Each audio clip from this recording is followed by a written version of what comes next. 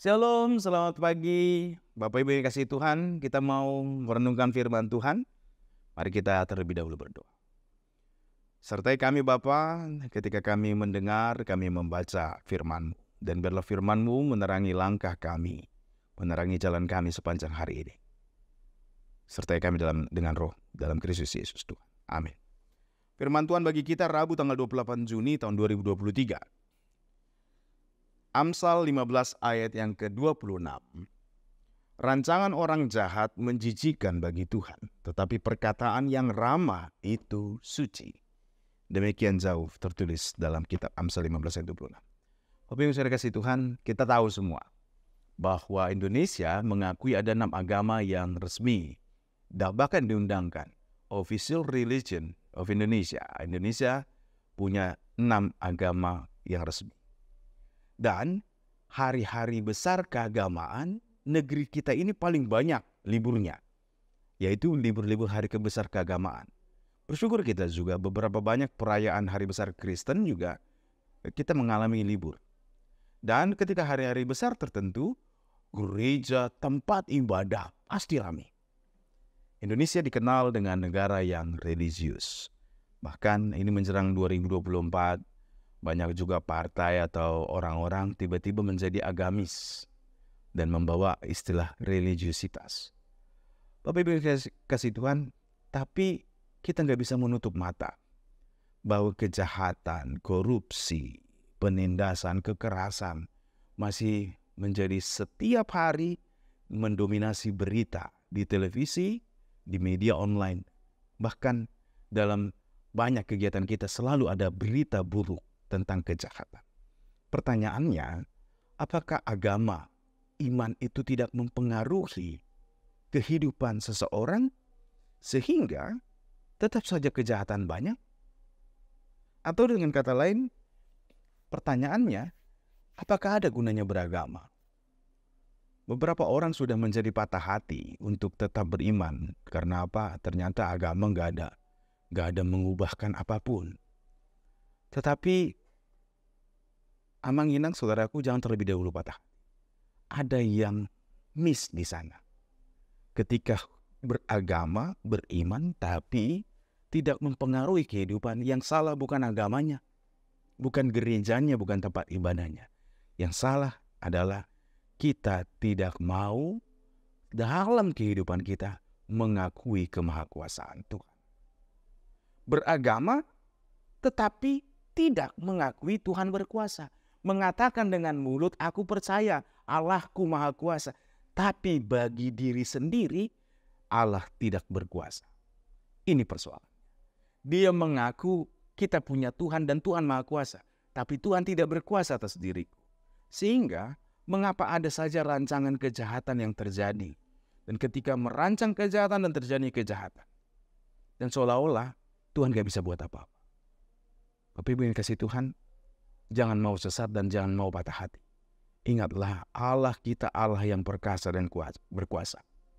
Tuhan jijik dengan rancangan kejahatan dari orang-orang yang berpikiran jahat.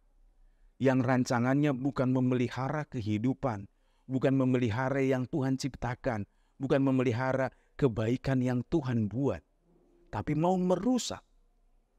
Itu sesungguhnya adalah tindakan yang menentang Tuhan itu sendiri. Nah, oleh karena itu, percayalah, Tuhan tetap berkuasa. Dan hal-hal seperti itu tidak membatalkan kemahakuasaan Tuhan. Tapi biarlah terlebih dahulu bagi kita, iman kita mempengaruhi kehidupan kita. Ketika kita beriman, kita mengaku percaya kepada Tuhan, yang adalah pencipta kita, yang penyelamat kita, pemelihara hidup kita. Akui itu dalam semua lini atau aspek kehidupan. Supaya memang kita menjadi bagian yang pertama sekali berubah.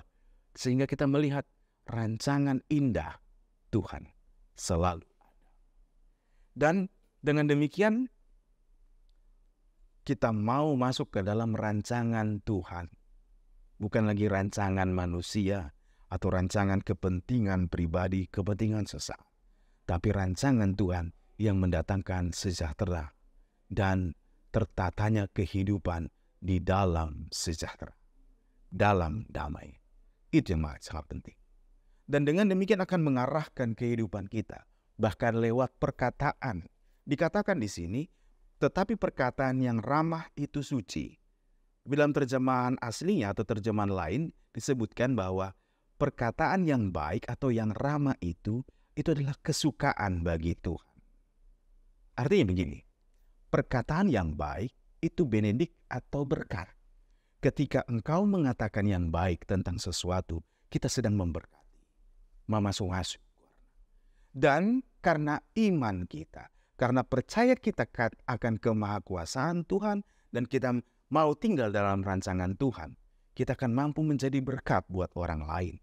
Memberkati orang lain dengan perkataan yang baik, bukan dengan kutuk, bukan dengan keburukan, atau rancangan-rancangan yang jahat, yang juga keluar dengan perkataan yang buruk. Sehingga keramah tamahan juga bukan kepura-puraan, sifalesem atau kemunafikan.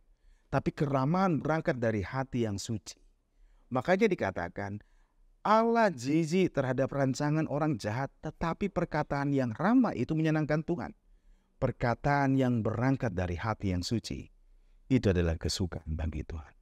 Oleh karena itu, Bapak Ibu Saudara yang kasih Tuhan, hari ini ketika kita mendengar firman, biarlah hati kita dipenuhi dengan rancangan Tuhan, dengan rencana Tuhan, dengan maksud Tuhan. Kita mau selaraskan kehidupan kita dengan maksud Tuhan, sehingga kita dimampukan untuk mengucapkan berkat, memberkati orang lain dari hati yang memang sudah diberkati oleh Tuhan. Jangan pernah lupa, Tuhan selalu memberkati kita. Tuhan selalu menyertai kita. Tuhan mau kita menjadi alat bagi Allah menyatakan kemuliaan. Oleh karena itu, biarlah hati kita tetap suci. Hati kita dipenuhi dengan sukacita dalam Tuhan karena kehendak dan rancangan Tuhan. Sehingga kita mampu mengucapkan dan memperkatakan berkat itu bagi semua orang. Tuhan Yesus memberkati. Mari kita berdoa. Kami mengucap syukur kepada Bapa di surga untuk segala kebaikan-Mu, untuk kemurahan-Mu bagi kami. Berkati kami sepanjang hari ini. Bapa, kami mau menjadi saluran berkat Tuhan. Penuhilah hati kami dengan kekudusan. Penuhilah hati kami dengan sukacita surgawi.